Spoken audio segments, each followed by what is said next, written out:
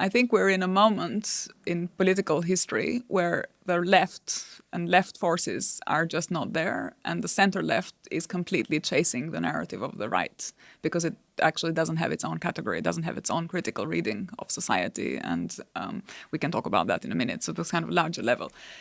And of course, Starmer and Farage are just the puppets of this. They're just, it doesn't matter if it wasn't Starmer, it would be someone else. The dynamic is similar because I think the dynamic, you can see it repeats itself in a number of contexts in a number of countries in Europe. There's a center left that is completely unable to articulate a vision of society that is a very different one from the right. The script is of the right. The script is one that says, the problem is one of belonging. The problems of civilization, the problems of society, the problems of globalization are problems of membership.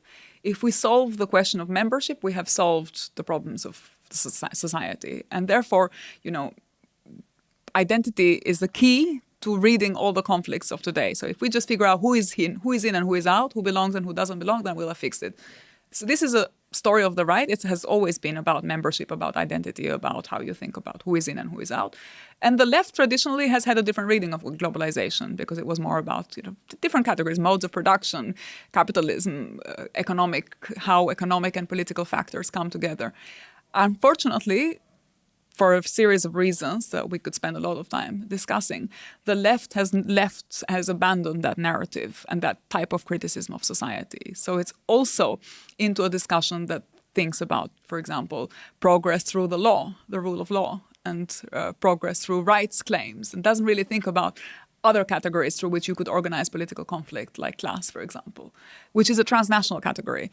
So I think if you don't have a kind of vision of society that is a really different vision, and a different vision means a different diagnosis of what's wrong and a different set of policy proposals and a different narrative of how you could solve what's wrong. So the narrative is one that is given by the right.